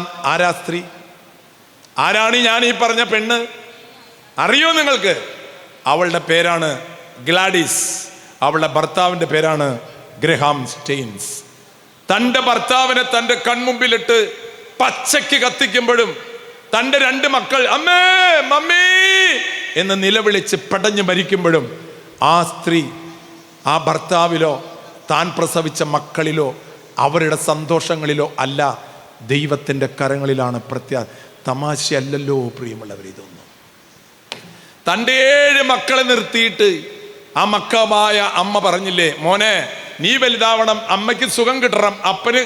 ഇപ്പം നമ്മൾ പണ്ട് കാലത്തൊക്കെ ഞാൻ ആലോചിച്ചിട്ട് നമ്മുടെ കുടുംബ പ്രാർത്ഥന കഴിഞ്ഞാലുണ്ടല്ല, ശരിക്കും നമ്മൾ ഒരു കാഴ്ചവെപ്പുണ്ട്. ഇപ്പം ഉണ്ടോയെന്ന് എനിക്കറിയില്ല, അല്ലേ? കമന്ന് കിടന്നിട്ട് ഞങ്ങളൊക്കെ നാട്ടിലുണ്ട്. ചെറുപ്പത്തിൽ പ്രാർത്ഥന എത്ര നില മാതാവിൻ്റെ സംഗീതത്തിലോടെ ഒന്ന് കഴിയുമ്പോൾ പിന്നെ എല്ലാവരും കാഴ്ച വയ്ക്കും. മനസ്സിലായാ? ഇങ്ങനെ കമന്ന് കിടക്കുമൊക്കെ. അതായത് അതിൻ്റെ ഉള്ളിൽ നമ്മുടെ ആവശ്യങ്ങളൊക്കെ പറയും, ഇല്ലേ? അങ്ങനെ ഇല്ലേ? അങ്ങനെ ചെയ്തിട്ടുള്ളൊരു കൈബന്ധിച്ച് ഇത് ശരി എന്നിട്ട് മിണ്ടണ്ടിരിക്കണല്ലേ. അപ്പം അങ്ങനെ കാഴ്ചവെപ്പിൻ്റെ സമയത്ത് ചെറുപ്പത്തിൽ നമുക്ക് എന്തുട്ടാ പറയണ്ടേന്ന് അറിയില്ല. അപ്പം നമുക്ക് പറഞ്ഞു തരാം അമ്മയാണ്. അപ്പം അമ്മ പറഞ്ഞു, നമ്മളെ ഇങ്ങനെയൊക്കെ എടുക്കും, കുമ്പിട്ടിട്ട് നിലത്ത് കമന്നെടുക്കും. അപ്പം അമ്മ പറയും, മോനെ പ്രാർത്ഥിക്കേ 3 കാര്യങ്ങളാണ് അപ്പം പ്രാർത്ഥിക്കാൻ പഠിപ്പിക്കുക. 1, മോനെ അപ്പച്ചന് വാവുണ്ടാവല്ലേ. അപ്പച്ചന് വാവുണ്ടാവില്ല. അപ്പച്ചന് വാവുണ്ടായുള്ള കാശൊക്കെ പോവില്ലേ? ഉണ്ടാ? ആദ്യത്തേത് അപ്പച്ചന് വാവുണ്ടാവാൻ പാടില്ല. മനസ്സിലായാ? ഓക്കെ. 2ാമത്തേത് അപ്പച്ചനെ കോക്കാൻ പിടിക്കല്ലേ. അപ്പച്ചനെ കോക്കാൻ പിടിച്ചാൽ പിന്നെ നമ്മുടെ ജീവിതത്തിൻ്റെ അവസ്ഥ എന്താ? ഇപ്പം തന്നെ കോക്കാൻ, ഇനി വേറെ കോക്കാനും കൂടി പിടിച്ചു കഴിഞ്ഞാൽ, അപ്പം അതുകൊണ്ട് അപ്പച്ചനെ കോക്കാൻ പിടിക്കല്ലേ, ഒരു പ്രത്യേക സ്വഭാവമാവും മോനെ. അതുകൊണ്ട് അപ്പച്ചനെ കോക്കാൻ പിടിക്കല്ലേ. അപ്പച്ചനെ കോക്കാൻ പിടിക്കല്ലേ. 3ാമത്തെ കാര്യമാണ് പ്രധാനപ്പെട്ടത്, അപ്പച്ചന് കാശുണ്ടാവണേ. ഈ 3 കാര്യം നമുക്ക് വേണ്ടു. 1, അപ്പച്ചന് വാവുണ്ടാവാൻ പാടില്ല. 2ാമത്തേത് കോക്കാൻ പിടിക്കാൻ പാടില്ല. 3ാമത്തേതോ കാശുണ്ടാവണേ. എഴുന്നേറ്റ് വാ, കഞ്ഞുടിയ, ചോറിന. ആരാ പ്രിയമുള്ളവരെ സ്വർഗത്തെക്കുറിച്ച് പറഞ്ഞു കൊടുക്കണത്? നിങ്ങൾ പറ. എത്ര പേര് നിങ്ങളുടെ വീട്ടിൽ നിങ്ങളുടെ മക്കൾക്ക്, മോനെ നമ്മൾ മരിക്കട ഒരു ദിവസം ഈശോയുടെ പക്കലേക്കാണ് നമ്മൾ പോണെന്ന്, അതല്ലേ പ്രിയമുള്ളവരെ പ്രത്യാശയുടെ വാക്ക്? ആര് പറഞ്ഞു കൊടുക്കുന്നുണ്ട്? മാതാപിതാക്കൾ. നിങ്ങൾ പറ. നിങ്ങൾ എത്ര പേര് നിങ്ങളുടെ മക്കളോട് പറഞ്ഞിട്ടുണ്ട്, സ്വർഗമുണ്ട് മോനെ, നിനക്ക് അവിടെ വീട് തന്നിട്ടുണ്ട്, അവിടെ പോയി പഠിക്കാം, മേരിക്കൂടെ കാശ് ഉണ്ടാക്കാം, കല്യാണം കഴിക്കാൻ. അവസാനം തൊട്ടമ്മേ, അവസാനം തൊട്ടാ അത് മാത്രം നമുക്കറിയില്ല, നീ ഇങ്ങനെ എന്തെയില്ല ഇപ്പൊക്കോ. അങ്ങനെയല്ലല്ലോ, പറഞ്ഞു കൊടുക്കാൻ പറ്റണം. ഞാൻ അമല ഹോസ്പിറ്റലിൽ ഒരു രോഗിനെ കാണാൻ ചെന്നപ്പോൾ ആ രോഗി പറഞ്ഞു, അച്ഛൻ തൊട്ടപ്പുറത്തൊരു സിസ്റ്റർ എടുക്കുന്നുണ്ട്. അപ്പോൾ ഞാൻ അച്ഛനൊന്ന് കണ്ടോളൂ, ഞാൻ ആ സിസ്റ്ററെ കാണാൻ അപ്പുറത്ത് ക്യാൻസറാണ്. ചെല്ലുമ്പോൾ ഒരു സിസ്റ്റർ കട്ടിൽ കിടക്കുന്നുണ്ട്, ഒരു സിസ്റ്റർ നോക്കാൻ നിൽക്കുന്നുണ്ട്. അപ്പോൾ ഞാൻ കണ്ടു, സിസ്റ്ററുടെ പേരൊക്കെ ചോദിച്ചപ്പോൾ സിസ്റ്റർ പറഞ്ഞു, അച്ഛാ ഇവരൊക്കെ നിന്ന് കരയുണ്ട്, എന്തിനാ ഇവർ കരയണേന്ന് എനിക്കറിയില്ല. രോഗിയായിട്ടുള്ള സിസ്റ്റർ പറയണം, എനിക്ക് ത്രോട്ടിൽ ക്യാൻസറാണ്. ഈ അമല ക്യാൻസർ ആശുപത്രിയിൽ 21 വർഷം ക്യാൻസർ വാർഡിൽ ജോലി ചെയ്ത സിസ്റ്റർ ഞാൻ. 21 വർഷം ഞാൻ ആർക്ക് വേണ്ടി ഈ ജീവിതം മാറ്റിവെച്ചുവോ ഈ ഹോസ്പിറ്റലിൽ, എനിക്കറിയാം ക്യാൻസർ രോഗി എങ്ങനെ മരിക്കാന്ന്. എനിക്ക് യാതൊരു വിഷമവുമില്ല. ഞാൻ ആർക്ക് വേണ്ടി ജോലി ചെയ്തോ അവൻ്റെ പക്കലേക്ക്, ഈശോയുടെ പക്കലേക്ക് കൂലി വാങ്ങിക്കാനാണ് ഞാൻ പോണത്. ഇവരെന്തിനാ കരയണേന്ന് എനിക്കറിയില്ല അച്ഛാ. സത്യമല്ലേ പ്രിയമുള്ളവരെ? നിങ്ങളുടെ നാവ് കൊണ്ട് അങ്ങനെ പറയാൻ നിങ്ങൾക്ക് പറ്റുമോ? പറ്റിയില്ലെങ്കിൽ നിങ്ങൾ പ്രത്യാശ കർത്താവിലല്ല വെച്ചിട്ടുള്ളത്.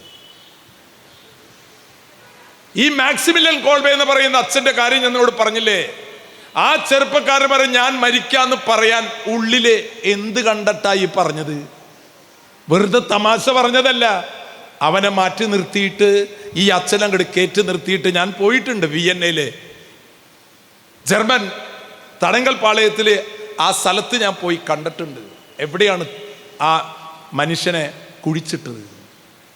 പ്രിയമുള്ളവരെ, എങ്ങനെയാണ് മാക്സിമിലിയൻ കോൾബി കഴിഞ്ഞത്? ഈ ലോകത്തെ സ്നേഹിച്ചാൽ ദൈവത്തിന്റെ സ്നേഹം നിന്റെ ഉള്ളിൽ ഉണ്ടാകില്ല. ഞാൻ അച്ഛനാകുന്നതിലല്ല, കർത്താവിന്റെ പുത്രനാകുന്നതിലാണ് നമ്മൾ പ്രത്യാശ വെക്കേണ്ടത്. ഞാനിപ്പോ വികാരിയാണ്. ഞാൻ ആലോചിക്കാറുണ്ട്, ഞാനൊക്കെ മരിച്ചിട്ട് സ്വർഗത്തിന്റെ കവാടത്തിലെത്തുമ്പോ ഞാൻ വാതിൽ വന്ന് മുട്ടും. അപ്പൊ സ്വർഗത്തിൽ നിന്നൊരു ശബ്ദം കേൾക്കും, കോനേ. ഇംഗ്ലീഷിലാണെങ്കിൽ ആരാന്ന്, മലയാളം ആരുണ്ടത്? അപ്പൊ ഞാൻ പറയും, കിഡ്നി ഫെഡറേഷൻ ഓഫ് ഇന്ത്യയുടെ ചെയർമാൻ. കണ്ട, നിങ്ങൾ ചിരിക്കുന്ന അടുത്ത് എനിക്ക് മനസ്സിലായി, അങ്ങോട്ട് ചെല്ലേ പറയാനായിട്ട്. അപ്പൊ പത്രോസ്, എന്തുട്ടേ ഈ കിഡ്നി ഫെഡറേഷൻ ഓഫ് ഇന്ത്യയുടെ ചെയർമാൻ? എന്തുട്ട് സാധനത്? അപ്പൊ ഇവിടെ കിഡ്നി ഫെഡറേഷൻ ഒന്നും അറിയില്ലേ? സിസ്റ്റേഴ്സ് എന്നിട്ട് അവിടെ നിന്നിട്ട് ഹോളി ഫാമിലി കോൺഗ്രിഗേഷൻ. അതെന്ത്? പ്രിയമുള്ളവർ, ഇതൊന്നും തമ്പുരാന്റെ അടുത്ത് ചെന്ന് പറയുമ്പോ ഇതിനൊന്നും വില കിട്ടില്ല. ഓരോരുത്തരും അല്ലാണ്ട് വീട്ടിലെ അപ്പൻ അമ്മ ചേട്ടൻ കോൺഗ്രിഗേഷൻ രൂപതി ഒന്നും അവിടെ ഇല്ല. അല്ല, ഉണ്ടാ? ഓരോരുത്തരും കൂട്ടായിട്ട് വേണ്ട, താന്താങ്ങളുടെ പ്രവൃത്തികൾക്കനുസരിച്ച്, സ്ഥാനമാനങ്ങൾക്കനുസരിച്ചാണോ? ആണോ? അല്ല. അതാ ഞാൻ എൻ്റെ കാര്യം പറഞ്ഞത്. കിഡ്നി ഫെഡറേഷൻ അവിടെ ചെന്നിട്ട് കിഡ്നി ഫെഡറേഷൻ ഓഫ് ഇന്ത്യയുടെ ചെയർമാൻ അത് പറഞ്ഞപ്പോൾ നിങ്ങളെല്ലാവരും ചിരിച്ചു. അതെൻ്റെ ഒരു അവസ്ഥ ആലോചിച്ചിട്ട് നിങ്ങൾ ചിരിച്ചാണ്. എനിക്ക് മനസ്സിലായി എൻ്റെ അവസ്ഥ ഇങ്ങനെയാണെങ്കിൽ നിങ്ങളുടെ അവസ്ഥ എന്തായിരിക്കും.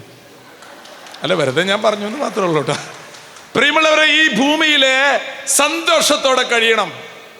കഷ്ടപ്പാടിൻ്റെ കാലങ്ങളിലും സന്തോഷത്തോടെ കഴിഞ്ഞവരുടെ പേരാണ് ക്രിസ്ത്യാനികൾ. നമുക്കെല്ലാം കിട്ടണ്ട പ്രിയമുള്ളവരെ, എന്തിനെന്ന് ചോദിക്കില്ല ഞാൻ. അതാണ് പ്രത്യാശയുടെ മനുഷ്യന്റെ വാക്ക്. എന്തിനെന്ന് ഞാൻ ചോദിക്കില്ല. എത്രയോ മനുഷ്യരുടെ കഥകളാണ് പ്രിയമുള്ളവരെ നമ്മുടെ മുൻപിലുള്ളത്. എത്രയോ മനുഷ്യരുടെ കഥകൾ. ഞാൻ ഈ ഈശോയുടെ ജീവിതത്തിലേക്ക് നിങ്ങളെ കൂട്ടിക്കൊണ്ടു പോവുകയാണ്. ഈശോയുടെ ജീവിതത്തിൽ കല്ലെറിയാൻ ഒരു സ്ത്രീയെ കൊണ്ടുവന്ന് നിർത്തി. അവള് പാപങ്ങൾ ചെയ്ത് കൂട്ടിയവളാണ്. അവൾക്ക് യാതൊരു പ്രത്യാശയില്ല, ഇപ്പം എന്നെ കല്ലെറിഞ്ഞു കൊല്ലും. യേശു ക്രിസ്തു അവിടെ വന്ന് നിന്നപ്പോ അവളുടെ മനസ്സിൽ മുട്ടിട്ടത് എന്താ പ്രിയമുള്ളവരെ? കല്ലുകളൊക്കെ പിടിച്ചിട്ട് എറിയാൻ നിൽക്കുന്നിടത്ത്, നിങ്ങളിൽ പാപം ഇല്ലാത്തവർ ഇവളെ കല്ലെറിഞ്ഞ ഒരൊറ്റ സെന്റൻസ്, എല്ലാ കല്ലുകളും താഴെ വീണു. ആ സ്ത്രീയെ നോക്കിയിട്ട് പറഞ്ഞു, സമാധാനത്തോടെ പോവുക. സെക്കൻഡ് നിമിഷം നേരം കൊണ്ട് ഇപ്പം മരിക്കുമെന്ന് കരുതിയിരുന്ന ആ സഹോദരി പിന്നെ നടന്നു പോയത് എവിടേക്കാണ് പ്രിയമുള്ളവരെ? മേലിൽ പാപം ചെയ്യരുത്. കള്ളന്റെ കാര്യം ഞാൻ നിങ്ങളോട് പറഞ്ഞു. ഈശോ ലോകത്തിൽ വന്നിട്ട് കൊടുത്തതെന്താ? പൊന്നും പണവും സ്ഥാനമാനങ്ങളും സമ്പത്തും ശാരീരിക സൗകര്യങ്ങളും ഒന്നല്ല പ്രിയമുള്ളവരെ. എന്റെ സമാധാനം ഞാൻ നിങ്ങൾക്ക് തരുന്നു. അത് ഈ ലോകത്തിൽ നിന്റെ ഭാര്യ തരുന്നത് പോലെയല്ല, നിന്റെ ഭർത്താവ് തരുന്നത് പോലെയല്ല, ലോകം തരുന്നത് പോലെയല്ല, നാട്ടുകാർ തരുന്നത് പോലെയല്ല. അവരിന്ന് നല്ലത് പറയും, നാളെ അവർക്ക് ഇഷ്ടക്കേടുണ്ടായാൽ നിന്നെ അവൻ കുറ്റം പറയും. പറയോ? ഉറപ്പായിട്ട് പറയും, ഉറപ്പായിട്ട് പറയും. പ്രിയമുള്ളവരെ, നമ്മുടെ ജീവിതത്തിൽ കർത്താവിൽ പ്രത്യാശ അർപ്പിച്ച് മുന്നോട്ട് പോകാൻ ഈ നല്ല കള്ളന്റെ ജീവിതം മനസ്സിലോർത്തോളോ. പാപിനിയായ സ്ത്രീയെ കല്ലെറിയ കൊണ്ട് നിർത്തിയ അവൾ എവിടേക്കാ നടന്നു പോയത്? അവളുടെ ഹൃദയത്തിൽ എല്ലാ ആശങ്കകളും പോയി. മരത്തിന് മുകളിൽ കയറുന്ന സക്കേവൂസ് അവൻ ഇറക്കിയിട്ട് അവനോട് പറഞ്ഞു, ഇന്ന് നിന്റെ കുടുംബം രക്ഷ പ്രാപിച്ചിരിക്കുന്നു. പ്രിയമുള്ളവരെ, പ്രസംഗിക്കലല്ല ഇന്ന് വേണ്ടത്. ധൂർത്തപുത്രൻ എല്ലാം നഷ്ടപ്പെടുത്തിയിട്ട് തൻ്റെ അപ്പനെയും ഉപേക്ഷിച്ച് പോയവൻ തിരിച്ചു വന്നപ്പോ, ഇനി എനിക്ക് എൻ്റെ അപ്പൻ എന്നെ സ്വീകരിക്കാവോ? എന്താ പറഞ്ഞത്? മകനെ, കെട്ടിപ്പിടിക്കണം. ആ ദൈവത്തിൻ്റെ മക്കളെ നമ്മൾ. തമാശ പറയണതല്ല അച്ഛൻ. ഇവിടെ നിന്ന് ഇറങ്ങിപ്പോകുമ്പോൾ ഈ പ്രത്യാശ നിങ്ങളില്ലെങ്കിൽ ഹോളി ഫാമിലി സിസ്റ്റേഴ്സ് ഇത് നടത്തിയിട്ട് എന്താ കാര്യം? പരിപാടി നന്നായിട്ട് കാര്യമില്ല. തിരിച്ചു പോകുമ്പോൾ ഒരു ബോധ്യത്തോടു കൂടെ പോകാൻ പറ്റണം പ്രിയമുള്ള. ഇന്ന് മനുഷ്യന് ജീവിതത്തിൽ അർത്ഥമില്ലാതാകുന്നു, ആത്മഹത്യകൾ ചെയ്യുന്നു. എന്താ കാരണം? ഓരോ വീടുകളിലേക്ക് അച്ഛന്മാര് വിസിറ്റ് ചെല്ലുമ്പോൾ കാണാം, അവിടെ ഇരിപ്പുണ്ട് ലോനപ്പേട്ടൻ ചാരുകസേരയിൽ. എന്താ ലോനപ്പേട്ട വിശേഷം? അപ്പൊ ലോനപ്പേട്ടൻ പറയാ, എനിക്ക് അവളുടെ കൂടെ ഇരിക്കാൻ കൊതിയാവണ അച്ചോ. ആരുടെ കൂടെ? എന്റെ ഭാര്യയുടെ കൂടെ. അപ്പൊ തനിക്ക് അങ്ങോട്ട് ഇരുന്നൂടോ? പറ്റില്ലച്ചോ. എന്താ പറ്റാത്ത? അവള് മൂത്ത മോന്റെ കൂടെ, ഞാൻ താഴെയുള്ള മോന്റെ കൂടെ. ആശോ, പ്രായമാവുമ്പളേ രണ്ടെണ്ണത്തിന് നോക്കാൻ എനിക്ക് പറ്റില്ലേ. നീ ഒരെണ്ണത്തിന് നോക്ക്. നീ ഒരെണ്ണത്തിന് നോക്കടാ. അപ്പൊ എനിക്ക് ഈ പാട്ട് ഓർമ്മ വരും. തൊട്ടുരുമ്മിയിരിക്കാൻ കൊതിയായി, തൊട്ടുരുമ്മിയിരിക്കാൻ. അല്ല, ഒരു പാട്ട്. പ്രിയമുള്ളവരെ, അപ്പോഴൊക്കെയാണ് ആലോചിക്കുക, നിങ്ങൾ നിങ്ങളുടെ മക്കൾക്ക് സ്വർഗതുല്യരായി കാണപ്പെടുന്ന ദൈവങ്ങളല്ലേ അങ്ങനെ ജീവിച്ചാൽ. നിങ്ങളിപ്പോൾ ചില മാതാപിതാക്കൾ പൊന്നും വെള്ളി ഉണ്ടാക്കി കൊടുക്കാൻ, ജോലി ഉണ്ടാക്കി കൊടുക്കാൻ, കാശ് ഉണ്ടാക്കി കൊടുക്കാൻ, സ്ഥലം വാങ്ങിച്ചുകൊണ്ട് മക്കൾക്ക് ഉണ്ടാക്കി കൊടുക്കാൻ വേണ്ടി തലകുത്തി മറിയണം. എന്നിട്ട് അവസാനം ഉണ്ടല്ല, 2 വലിയായിട്ടുള്ളൂ, ചിലത് 3-4 വലിയുണ്ടാവും. ഇങ്ങനെ വലിച്ചിരിക്കുക. ഞാൻ ബഹ്റിനിൽ ധ്യാനിപ്പിക്കാൻ പോയപ്പോൾ അവിടെ ഒരു ചേട്ടൻ ധ്യാനം കഴിഞ്ഞപ്പോൾ പറഞ്ഞു, അച്ഛൻ എൻ്റെ വീട് വരെ ഒന്ന് പറയണം. എന്താ ചേട്ടാ? പേഴ്സണലായിട്ട് കുറച്ച് കാര്യങ്ങൾ പറയാനാണ്. എന്താന്ന്? പേഴ്സണലായിട്ട് കുറച്ച് കാര്യങ്ങൾ പറയാനാണ്. അത് ശരി. അല്ല, ഞാൻ വായു അച്ഛാ. അങ്ങനെ ഞാൻ അയാളെ ഇവിടെ വീട്ടിൽ ചെന്നു. വാണ്ടം വില്ലടോ, 3-4 ബെഡ്റൂം ഒക്കെ ഉള്ളത്. അപ്പോൾ ചെന്ന് ഞാൻ അകത്ത് കയറി. വരി വെച്ചാന്നോട് എന്നെ കൊണ്ടുപോയി ഒരു മുറിയിലേക്ക് കയറ്റി. എന്നിട്ട് അയാൾ വാതിൽ കുറ്റിയിടുന്നു. എന്താ ചേട്ടാ വാതിൽ കുറ്റിയിടുന്നത്? അല്ല, പേഴ്സണലായിട്ട് കുറച്ച്. അത് ശരി. താൻ എന്നെ മുറിയിൽ കയറ്റി വാതിൽ കുറ്റിയിടണപ്പോൾ ഞാൻ ഇത് എന്തിട്ട് പരിപാടിക്ക് എന്നെ കൊണ്ടുപോണത്. ഞാൻ എന്നിട്ട് ഇരുന്നു. എന്താ ചേട്ടാ? അപ്പം എൻ്റെ മുഖത്ത് നോക്കി കുറേ നേരം ആളിരുന്നു. പറയടോ. അപ്പം ആളെന്നോട് ചോദിക്കുക, ഞാൻ എന്തിനാ ജീവിക്കണേ അച്ചോ? എന്നിട്ട് ഞാൻ എന്തിനാ ജീവിക്കണേ? താൻ എന്തിനാ ജീവിക്കണമെന്ന് എന്നോടാ ചോദിക്കണേ. എടോ, ഞാൻ എന്തിനാ ജീവിക്കണേന്ന് ചോദിക്കുക. അപ്പം ഞാൻ എന്തിനാ ജീവിക്കണമെന്ന് ഞാൻ തന്നോട് പറയാം. താൻ എന്തിനാ ജീവിക്കണമെന്ന് എന്നോട് ചോദിച്ചാൽ ഞാൻ എങ്ങനെയാടോ, താൻ എങ്ങനെയാണ് ജീവിക്കണത് ഞാൻ എങ്ങനെയാ പറയണേ? താൻ ഇപ്പം തന്നെ കണ്ടിട്ടുള്ളോ? അതല്ല അച്ചോ, ഞാൻ എന്തിനാ എടോ, മനുഷ്യ കിട്ടണ ചോദ്യം ചോദിക്കണപ്പോ. തന്നെ ഇപ്പൊ കണ്ടിട്ടുള്ളോ? താൻ എന്തിനാ ജീവിക്കണം ഞാനെങ്ങനെ പറയണേ? നീ എന്നോട് ചോദിക്കണേ. ഞാൻ നേരത്തെ പറഞ്ഞില്ലേ, എന്നോട് ചോദിക്കേ, അച്ഛൻ എന്തിനാ ജീവിക്കുന്നേ? ഞാൻ ഉത്തരം പറഞ്ഞുതരാടാന്ന് പറഞ്ഞു. ചോദിച്ചു, ചേട്ടാ അന്നൊരു ആൾക്കറിയാം. കാര്യം പറ, തൻ്റെ എന്താ പ്രശ്നം? എന്താ? എൻ്റെ 2 കിഡ്നിയും പോയി വെച്ചോ. അത് ശരി. അതാണ് സംഗതി. തമാശ മാത്രമായിട്ടിരുന്നോട് കേൾക്കരുത്. കുറേ പേര് ശ്രദ്ധിച്ച് കേൾക്കണമെന്ന് എനിക്ക് മനസ്സിലാവുണ്ടായാലും എനിക്ക് സന്തോഷമുണ്ട്. ഇയാൾ പറയണം, ഞാൻ ചോദിച്ചു, ചേട്ടാ കല്യാണം കഴിക്കുമ്പോൾ ഞാൻ എന്തിനാ ജീവിക്കേണ്ടതെന്ന് സ്വയം ചോദിച്ചിട്ടുണ്ടോ? ഇല്ല. കല്യാണം കഴിച്ച് കുടുംബമായിട്ട് ജീവിച്ച് മക്കളുണ്ടായപ്പോൾ ഞാൻ എന്തിനാ ജീവിക്കേണ്ടതെന്ന് ആലോചിച്ചിട്ടുണ്ടോ? ഇല്ല. മക്കളുടെ കല്യാണം കഴിഞ്ഞു, 3 ആൺപിള്ളേരാ. അപ്പോഴാലോചിച്ചിട്ടുണ്ടോ ഞാൻ എന്തിനാ ജീവിക്കേണ്ടതെന്ന്? ഇല്ല. അച്ഛാ, ഞാൻ 30 വർഷമായി എൻ്റെ ഭാര്യ എൻ്റെ കൂടെ ജീവിക്കണു. നല്ലതല്ലടോ, അവള് പോയിട്ടില്ലല്ലോ. അല്ല അച്ഛാ, എൻ്റെ കിഡ്നി പോയിട്ട് അവളൊരു അക്ഷരം എന്നോട് മിണ്ടണില്ല. ഏതക്ഷരാടാ എന്ന് ചോദിക്കാൻ തോന്നി, പക്ഷെ ഞാൻ പറഞ്ഞില്ല, വിഷമിക്കണ്ടെന്ന് വിചാരിച്ചിട്ട്. 30 വർഷം ഒരുമിച്ച് ജീവിച്ചട്ടെ, കിഡ്നി പോകുമ്പോൾ ഭാര്യ ഒന്നും മിണ്ടില്ല എന്ന്. ഇപ്പം നിങ്ങൾക്ക് ആ സഹോദരിയോട് ചെറിയൊരു വിഷമം തോന്നണില്ലേ? ഉണ്ടാവും. ആ വിഷമം ഇപ്പം തീർക്കാം.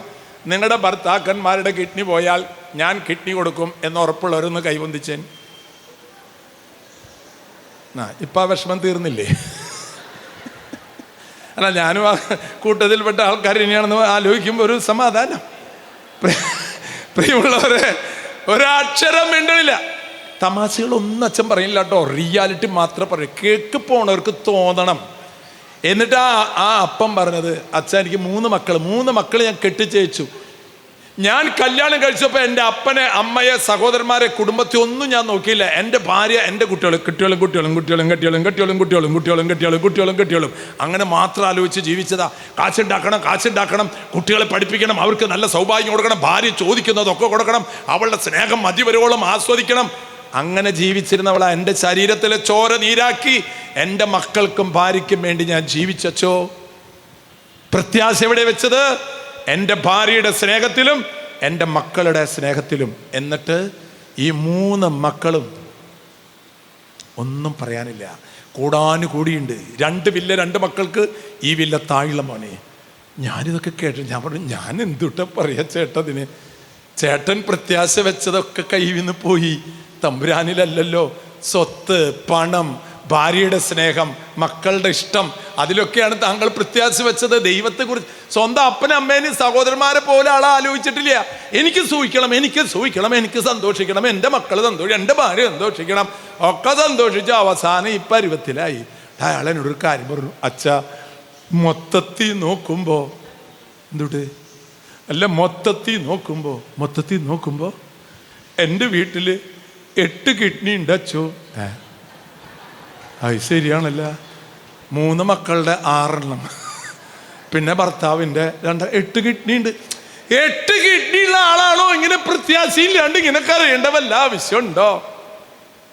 8 കിഡ്നി വീട്ടിൽ വെച്ചിട്ടാണ് ഇയാൾ കിടന്നിട്ട് ഇങ്ങനെ വിഷമിക്കണത്. എന്നിട്ട് ആളോട് പറഞ്ഞു, പിന്നെ 2 എണ്ണം പിന്നെ ഞാൻ കരുതുന്നില്ല ചോ, അത് അവളുടെ വീട്ടിൽ നിന്ന് കൊണ്ടുവന്നല്ല, അവൾ കൊണ്ടുപോയിക്കോട്ടെ. ആ മനസ്സ് നിങ്ങൾ കാണണം. എന്നാലും അയാളുടെ മനസ്സ് കണ്ടോ, അത് അയാളുടെ വീട്ടിൽ നിന്ന് അവൾ കൊണ്ടുവന്നതല്ലാതെ അത് വേണ്ട. പക്ഷെ എൻ്റെ വീട്ടിൽ, എൻ്റെ നേഴ്സറിയിൽ ഞാൻ പുട്ടുകുത്തി മരുമോനുക്കായി ഉണ്ടാക്കിയിട്ടുള്ള ഒരു 6 എണ്ണല്ലേ, 6 എണ്ണം. സഹോദരങ്ങളെ, നമ്മുടെയൊക്കെ വിചാരം എന്താണെന്നറിയോ? അവര് സഹായിക്കും, ഇവര് സഹായിക്കും, ഇവരെ ആശ്വസിപ്പിക്കും. എൻ്റെ അടുക്കൽ വരുവിൻ, ഞാൻ നിങ്ങളെ ആശ്വസിപ്പിക്കാം. കരമേർത്തി ഹല്ലേലൂയ, ഹല്ലേലൂയ. സഹോദരങ്ങളെ, ഇതൊക്കെ അച്ഛൻ കുറച്ച് തമാശ പറഞ്ഞു പോയി എന്നൊന്നും നിങ്ങൾ കരുതരുത്. നിങ്ങൾ മനസ്സിലാക്കണം, ഇന്ന് ആരിൽ പ്രത്യാശ വെക്കാൻ പറ്റുന്നുണ്ട്? ഹലോ, നീ ഒന്ന് വാടാ. എങ്ങോട്ടാണ്? കന്യാകുമാരിയിലേക്ക്. അങ്ങനെ കന്യാകുമാരിയിലേക്ക് വിളിച്ചുകൊണ്ടുപോയി. നീ ഒന്ന് കുടിക്കടാ. എന്താണ്? എനിക്ക് ഭയങ്കര ഇഷ്ടം നിന്നെ, ഐ ലവ് യു, കുടിക്കടാ. എന്തൊട്ടാണ്? കഷായം. ഇന്ന് ലോകത്തിലെ സ്നേഹം എന്ന് പറയുന്നത് വിഷലിപ്തമായൊരു സാധനമായി മാറി. പൂമുഖവാതിലിൽ സ്നേഹം തുളുമ്പുന്ന പൂന്തിങ്കളാണ് ആര്? അന്തോണിയിട്ട് ജോലി കഴിഞ്ഞ് വരുമ്പോ ത്രേസ്യാമ്മ നിൽക്കണ ഒരു ഗ്ലാസ് ജ്യൂസുമായിട്ട്. അങ്ങനെ വേണം നിങ്ങൾ. മനുഷ്യന് കഷ്ടപ്പെട്ട് വരുമ്പോ നിങ്ങൾ ഗ്ലാസ് ജ്യൂസായിട്ട് നോക്കിയാൽ അപ്പൊ ആൾക്ക് ഭയങ്കര ഇഷ്ടമാവും നിങ്ങളെ. അപ്പൊ അന്തോണിയിട്ട് ആ ഗ്ലാസ് വാങ്ങിച്ചിട്ട് പറയും, ആദ്യം നീ കുടിക്കേ. അങ്ങനെ ആൾ വാങ്ങിച്ചു കുടിക്കരുത്, അങ്ങോട്ട് തിരിച്ചു കൊടുക്കണം. അതാണ് യഥാർത്ഥ സ്നേഹം എന്ന് നിങ്ങൾ തെറ്റിദ്ധരിക്കരുത്. നീ കുടിച്ചിട്ട് ചാവോന്ന് നോക്കട്ടെ, എന്നിട്ട് വേണം ഞാൻ കുടിക്കാൻ. അല്ല പിന്നെ ഞാൻ പത്രമൊക്കെ വായിക്കുന്നുണ്ട്, മനസ്സിലായില്ല? നിങ്ങൾ പറ, നിങ്ങൾക്ക് എത്ര പ്രത്യാശയുണ്ട്? ഞാൻ അവസാനിപ്പിക്കാം. സിസ്റ്റർ വന്നിരുന്ന അവസാനിപ്പിക്കാനാണെന്ന് എനിക്കറിയാം. അതുകൊണ്ട് ഞാൻ അല്ലേ സിസ്റ്റർ, അതെ നിങ്ങൾ പറയുമ്പോൾ അവസാനിപ്പിക്കട്ടെ. എപ്പോഴാണെങ്കിൽ അവസാനം സ്വിച്ച് ഇട്ട് അപ്പ് ഓഫ് ആവുത്. അതായത് നിങ്ങളുടെ വീട്ടിലെ നിങ്ങൾക്ക് നിങ്ങളുടെ പ്രത്യാശ എന്ന് പറഞ്ഞാൽ എന്താണെന്നറിയോ? ഒരു ഉറപ്പാണ്. വിശ്വാസം, പ്രത്യാശ, സ്നേഹം, അത് ദൈവീക പുണ്യങ്ങളാണ്. നമുക്ക് ഉണ്ടാക്കാൻ പറ്റുന്ന സാധനങ്ങളല്ലത്. പുട്ടൊക്കെ നമുക്ക് ഉണ്ടാക്കാം. ദോശ, പുട്ട്, ഇഡ്ഡലി, ദോശ, പുട്ട്, ഇഡ്ഡലി, ദോശ, പുട്ട്, ഇതൊക്കെ ഉണ്ടാക്കാം നമുക്ക്. പക്ഷെ വിശ്വാസം, പ്രത്യാശ, സ്നേഹം ഇത് ഉണ്ടാക്കാൻ പറ്റില്ല.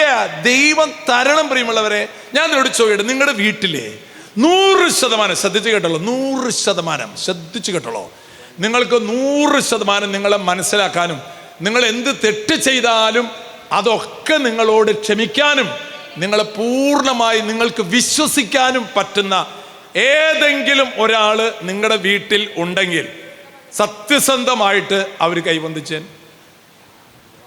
സത്യസന്ധമായിട്ട്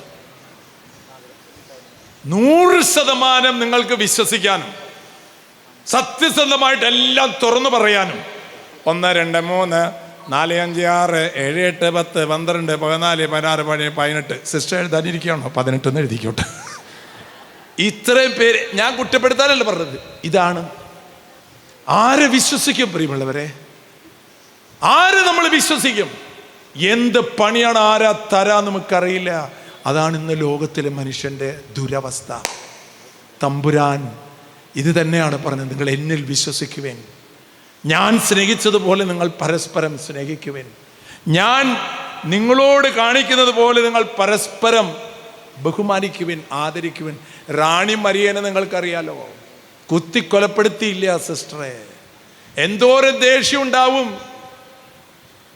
വിളിച്ചു വരുത്തിയില്ല, അവനെ വീട്ടിലേക്ക് ഇരുത്തിയില്ലേ, മേശയുടെ അടുത്ത് എടുത്ത് കൊടുത്തില്ലേ, തിന്നടാ മോനെ എന്ന് റാണി മരിയയുടെ മാതാപിതാക്കൾ. അതാണ് യേശു ക്രിസ്തു ഉള്ള ഭവനം. നമ്മുടെ വീട്ടിലുണ്ടോ പ്രിയമുള്ളവരെ? ഇപ്പൊ സിസ്റ്റേഴ്സ് വിളിച്ചു, നിങ്ങളിങ്ങനെ വന്നു, ഇരുന്നു, ചിരിച്ചു, ഫോട്ടോ എടുത്തു, പോയി. പക്ഷെ നിങ്ങളുടെ വീട്ടിലുണ്ടോ? നമ്മുടെ വീട് പ്രത്യാശയുടെ ഭവനമാണോ? പരസ്പരം അടിമകളായിട്ട് കഴിയുന്ന എത്ര പേർ, അതായത് ഭർത്താവിനെ അടിമയായി കണക്കാക്കുന്നവർ. ഭാര്യയോട് ഞാൻ പറഞ്ഞങ്ങൾ കേട്ടാൽ മതി, ഭാരിച്ച കാര്യം അച്ഛന്മാർ പലതൊക്കെ പറയും, നീ എൻ്റെ അടിമയാണ്. എത്ര കുടുംബങ്ങളെ അടിമകളെ പോലെ യാതൊരു സ്വാതന്ത്ര്യമില്ലാതെ ഞാൻ പറയുന്നതൊന്നും ആരും കേൾക്കില്ല അച്ചോ. എവിടെ പ്രത്യാശ ഉണ്ടാകും പ്രിയമുള്ളവരെ? അതുകൊണ്ട് ഈ ഒരു സംഭവം, ഈ ഒരു ദിവസത്തെ നിങ്ങളുടെ ഈ കൂടി വരല്ലേ പ്രിയമുള്ളവരെ, നിങ്ങൾക്ക് പ്രത്യാശ ഉണ്ടാകട്ടെ. സ്വർഗമാണ് നമ്മുടെ ഭവനം. ഇന്ന് മരിച്ചാൽ നാളേക്ക് ചിലപ്പോൾ വെക്കില്ല. വെക്കണമെങ്കിൽ മക്കളൊക്കെ അമേരിക്കയിൽ ഉണ്ടാവണം, അപ്പം നമുക്ക് ഫ്രിഡ്ജിലിരിക്കാം. അല്ലെങ്കിൽ നേരെ ഫ്രിഡ്ജിലിരിക്കണമെന്ന് ആഗ്രഹമുള്ളവർ പുറത്താണെങ്കിൽ കുറച്ച് ദിവസമൊക്കെ ഫ്രിഡ്ജിൽ നല്ല സുഖമായിട്ട് അതിലിരിക്കാം. ഒന്നും കൊണ്ടുപോകില്ല. ഈ ലോകത്തുനിന്ന് പോകുമ്പോൾ ഒന്നും കൊണ്ടുപോകില്ല. ഡേവിസ് സർമലച്ചനൊന്നും കൊണ്ടുപോകില്ല. എൻ്റെ കയ്യിൽ ഒന്നുമില്ല കൊണ്ടുപോകാനായിട്ട്. അതായത് എനിക്ക് ഭയങ്കര സന്തോഷമാണ്. ഇപ്പം അടുത്ത കാലത്താണ് കൊണ്ടുപോകുന്നത് എന്താണെന്ന് എനിക്ക് മനസ്സിലായത്. ഒരു മരിച്ചിട്ട് ഒരു ചവടപ്പിൻ്റെ സമയത്ത് ചെന്നപ്പോൾ ബോഡി വന്നിട്ടുള്ളൂ. അപ്പോൾ അവിടെയുള്ള ആൾ പറഞ്ഞു, എല്ലാവരും ഒന്ന് പുറത്തേക്ക് കിടക്കണം, ബോഡി ഒന്ന് സെറ്റ് ചെയ്യാനാണെന്ന് പറഞ്ഞു. അപ്പോൾ ആയിക്കോട്ടെ. അപ്പം ഞാനവിടെ നിൽക്കട്ടെ, അച്ഛവിടെ നിന്നോ, കുഴപ്പമില്ല, എനിക്ക് പെർമിഷൻ, അച്ഛനായതുകൊണ്ട്. ബാക്കിയുള്ളവരൊക്കെ പുറത്താക്കി. എന്നിട്ടൊരു നേഴ്സ് ഇങ്ങോട്ട് വന്നിട്ട് ഈ ബോഡി ഇങ്ങനെ എടുക്കുന്നുണ്ട്. ഈ നേഴ്സ് വന്നിട്ട് ഞാൻ കാണിക്കണ കാഴ്ച എന്താ, ഒരു കെട്ട് പഞ്ഞെടുത്തു, റോള് കത്തിയെടുത്ത് ഒരൊട്ട കുത്തണതുമേ അതിങ്ങനെ വലിച്ചെടുത്തിട്ട് ഇയാളുടെ മൂക്കിലേക്ക് 2 റോള് പഞ്ഞ മൂക്കിലേക്ക് കയറിപ്പോയി. ഞാൻ വിചാരിക്കണത് ഈ മൂക്കിൽ പഞ്ഞു വയ്ക്കുമ്പോൾ ഒരു തുണ്ട് വെക്കണം. തുണ്ടൊന്നല്ല, കുറേ പോയിട്ടുണ്ട്. ഇതെന്തിനാന്ന് വെച്ചാൽ ഇങ്ങോട്ട് വരാണ്ടിരിക്കാനാണ്. എന്ത് ചോര? ധൈര്യമായിട്ട് പറയണതൊക്കെ നമ്മുടെ മൂക്കിലും കയറ്റും. ആ മൂക്കിൽ പഞ്ഞു വെച്ചിട്ടാണ് ഇങ്ങനെ കിടക്കണം നമ്മള്. അപ്പോഴെനിക്ക് മനസ്സിലായത്, ഈ ലോകത്തുനിന്ന് പോകുമ്പോൾ നമുക്ക് കൊണ്ടുപോകാൻ പറ്റാവുന്ന ഏക സാധനം 2 റോള് പഞ്ഞ്. അത് ചില ആൾക്കാർക്ക് അത് പോരാന്ന് എനിക്കറിയാം. അതായത് ചക്കച്ചുള പോലത്തെ മൂക്കുള്ള ചില ആൾക്കാരുണ്ട്. അപ്പം ഇവർ മൂക്കമ്മയ്ക്ക് നോക്കല്ലേ, അവിടെ ഇരുന്നോട്ടെ. അവർക്ക് അടുത്ത നിയമസഭയിൽ 3 റോളാക്കാൻ പാസ്സാക്കണമെന്ന് ഞാൻ പറഞ്ഞിട്ടുണ്ട്. പ്രിയമുള്ളവർ, ഒന്നും ഈ ലോകത്തുനിന്ന് കൊണ്ടുപോയില്ല. ഒറ്റയ്ക്ക് പോണം, ഒറ്റയ്ക്ക് പോണം. ഒറ്റയ്ക്ക് വന്നു അല്ലേ, ഒറ്റയ്ക്ക് പോണം. നിന്റെ കൂടെ കിടന്ന ഭർത്താവ്, കൂടെ ജീവിച്ച ഭാര്യ, നീ പ്രസവിച്ച മക്കൾ നിന്റെ കൂടെ വരില്ല. കൂടെയുണ്ട്, കൂടെയുണ്ട്, കൂടെയുണ്ട് നാഥൻ, ഭയപ്പെടില്ല, ഞാൻ ഭയപ്പെടില്ല. കൂടെയുണ്ട്, കൂടെയുണ്ട്, കൂടെയുണ്ട് നാഥൻ, ഭയപ്പെടില്ല. അതാണ് പ്രിയമുള്ളവരെ പ്രത്യാശ. ഈജിപ്തിലേക്ക് തന്നെ കുഞ്ഞിനെയും അമ്മയെയും കൊണ്ട് പോകേണ്ടി വന്നപ്പോ ഔസേപ്പിതാവ് ഭയപ്പെട്ടില്ല. ചോദിച്ചു, ഞാൻ എന്ത് ചെയ്യണം? പോകുക നിങ്ങൾ ഈജിപ്തിലേക്ക്. അവിടെ ആരുമില്ല പ്രിയമുള്ളവരെ. ഔസേപ്പിതാവ് പോയില്ലേ? നിങ്ങൾ നോക്കൂ, വിശുദ്ധരുടെ ജീവിതങ്ങൾ നോക്കൂ, മറിയം തെരേസയുടെ ജീവിതം നോക്കൂ, അൽഫോൻസമ്മയുടെ ജീവിതം നോക്കൂ. എത്ര കഷ്ടപ്പാടുകളും വേദനകളും അൽഫോൻസമ്മ സഹിച്ചു. അതൊക്കെ ഇന്ന് നമുക്കൊരു പുണ്യമാണ് പ്രിയമുള്ളവരെ. നമ്മുടെ ജീവിതം ഈ ലോകത്ത് കഴിയുമ്പോൾ മനുഷ്യർ പറയണം, പ്രത്യാശയോടെ ജീവിച്ചൊരു മനുഷ്യൻ തൻ്റെ വീട്ടിലേക്ക് പോയി എന്ന് പറയാൻ കഴിയണം. ഞാൻ അവസാനിപ്പിക്കുകയാണ് സിസ്റ്റർ. ഞാൻ ഡൽഹിയിൽ നിന്ന് ഒരു സഹോദരിനെ വിളിച്ചിട്ട് പറഞ്ഞു, അച്ഛാ എൻ്റെ ഭർത്താവ് ഇപ്പോൾ ICUലാണ്, എനിക്കറിയുള്ളതാണ്, മരിക്കുള്ളൂ എന്ന് പറഞ്ഞാൽ എനിക്ക് ഞാൻ ജീവിക്കാൻ പറ്റില്ല അച്ഛാ, അത്ര ഞങ്ങൾ സ്നേഹിച്ച് ജീവിച്ചിട്ടുള്ളവരാണ്. ഞാൻ പറഞ്ഞു, ചേച്ചിയെ വയസ്സ് എത്രയാണ്? 74 വയസ്സ് വരെ നിങ്ങളുടെ കൂടെ ഉണ്ടായില്ലേ? മക്കൾ 2 പേരാണ് അച്ഛൻ. ഒരാൾ കാനഡയിലാണ്, അപ്പനിങ്ങനെ ICUലാന്ന് പറഞ്ഞപ്പോൾ അവൾ ജോലി രാജിവെച്ചിട്ട് അപ്പൻ്റെ അടുത്ത് വന്ന് നിൽക്കുക. ICUവിൽ കിടക്കണേ, ഇനി ഒന്നും ചെയ്യാനില്ല എന്ന് പറഞ്ഞപ്പോൾ എൻ്റെ മോള് പറഞ്ഞു ICUവിൽ നിന്ന് മാറ്റുകയോ, കാരണം ICUവിൽ എനിക്ക് നിൽക്കാൻ പറ്റില്ല, റൂമിലേക്ക് ആക്കാൻ പറഞ്ഞിട്ട് റൂമിലേക്ക് ആക്കിയിട്ട് അവൾ ജോലി വേണ്ടാന്ന് വെച്ചിട്ട് അപ്പൻ്റെ അടുത്ത് വന്ന് നിൽക്കുക. ഞാൻ പറഞ്ഞു, ഇങ്ങനെ ആ മനുഷ്യന് ഇതിനേക്കാൾ വലിയ സൗഭാഗ്യം എന്താ വേണ്ട ചേച്ചി എന്ന് വെച്ച് ചേച്ചി അടുത്തില്ലേ? ഉവ്. ജനിപ്പിച്ച മക്കൾ അടുത്തില്ലേ? ഉവ്. ഇത്രയും വർഷം നിങ്ങൾക്ക് ആ മകനെ ദൈവം തന്നില്ലേ? പിന്നെയും നിങ്ങൾ കരയുന്നതിൽ അർത്ഥമുണ്ടോ?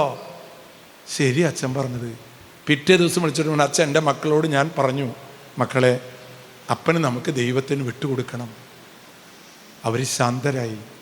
ആ അപ്പനും ആ മക്കളെ അമ്മയും വിളിച്ചിട്ട് പറഞ്ഞു, അച്ഛോ ഞങ്ങൾ എന്തുമാത്രം ശാന്തതയോടുകൂടെയാണ്.